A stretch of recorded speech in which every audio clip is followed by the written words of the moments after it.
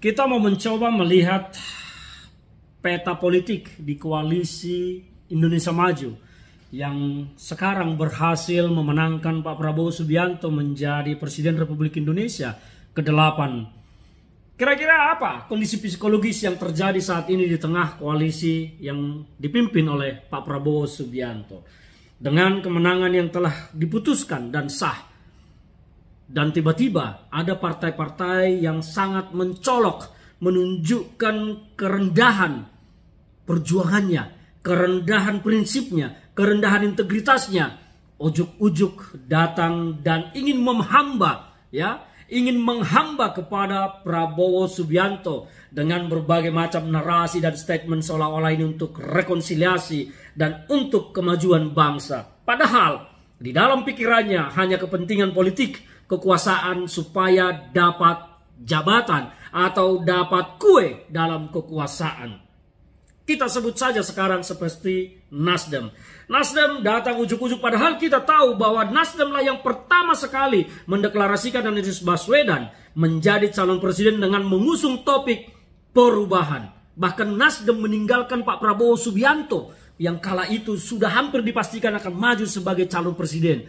Tetapi Nasdem mengusung Anies dengan topik perubahan. Sementara Prabowo maju dengan konsep berkelanjutan. Apa yang dilakukan Jokowi dilanjutkan. Dan Nasdem datang dengan topik perubahan.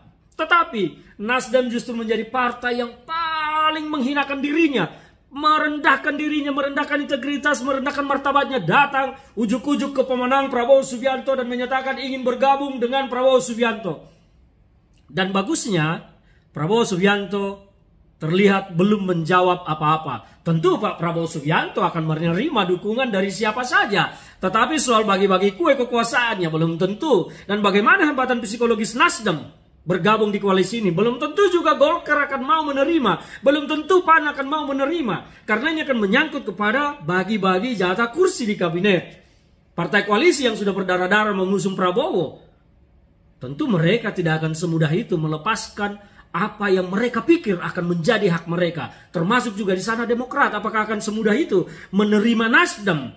Yang mana waktu itu pada saat awal berkoalisi dengan Demokrat, Demokrat sangat berharap untuk mendampingi Anies Baswedan. Ternyata Nasdem justru melepeh AHY, melepeh Agus Harimurti Yudhoyono, anak dari Susilo Bambang Yudhoyono yang dianggap tidak layak untuk menjadi cawapresnya Anies Baswedan.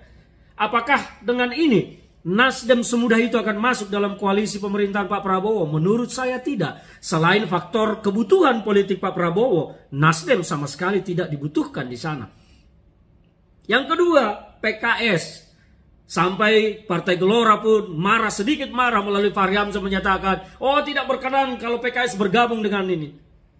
Ada hambatan-hambatan psikologis. Nasdem juga sama dengan PKS juga sama dengan Nasdem yang sama-sama mendeklarasikan Anies Baswedan dengan mengusung tema perubahan. Dan berbeda dengan topik yang akan diusung oleh Prabowo, yaitu berkelanjutan. Nah, kalau PKS dan Nasdem yang awalnya mengusung tema perubahan tiba-tiba menjadi partai yang ingin menghamba ke Prabowo dan melanjutkan pemerintahan Pak Jokowi, betapa rendah murahnya ternyata harga diri partai-partai politik ini. Dan bicara kebutuhan, Prabowo tidak butuh PKS di pemerintahannya. Kekuatan politik PKS tidak dibutuhkan oleh Prabowo. Jadi agak sangat kecil kemungkinan Nasdem dan PKS akan bergabung di pemerintahan kabinet Pak Prabowo Subianto. PKB juga demikian. PKB ini sama. Ini adalah koalisi dari 01 yang justru semuanya malah terlalu genit untuk bergabung di pemerintahan Pak Prabowo ke depan. Tetapi oke lah, masih ada sisi plus dari PKB yang bagi akar rumput ini adalah mewakili grassroots Nahdlatul Ulama. Jadi mungkin Prabowo masih berharap kepada NU dan kepada PKB untuk bergabung di pemerintahannya. Jadi masih ada kemungkinan peluang besar PKB bergabung di kabinet Pak Prabowo.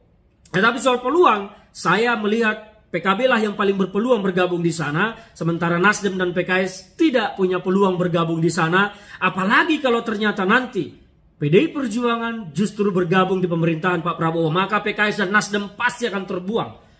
Tetapi yang mau saya soroti di sini adalah ternyata betapa hina, betapa rendahnya, betapa kecilnya integritas dan harga diri politik Nasdem dan PKS serta juga dengan PKB yang mengusung konsep perubahan, tetapi tiba-tiba justru yang paling genit ingin bergabung dengan pemenang pemilu yaitu Prabowo Subianto yang mengusung konsep keberlanjutan.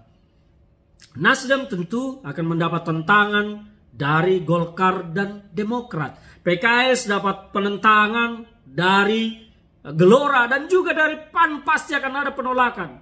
Saya yakin itu karena ini soal jatah. Maka mereka akan menolak karena PKS tidak dibutuhkan di dalam. Tapi yang mau saya kritik sekarang bukan tentang bagi-bagi kuenya, tentang harga diri, integritas, moralitas, etika politik yang ternyata rendah di Partai Nasdem, di PKS maupun di PKB yang mengusung konsep perubahan. Justru mereka lah yang paling genit pertama sekali ingin bergabung dengan Prabowo yang mengusung konsep berkelanjutan. Jadi perubahan apa yang kalian pikir selama ini? Perubahan nasib? Perubahan jabatan? Atau perubahan kekayaan untuk kalian?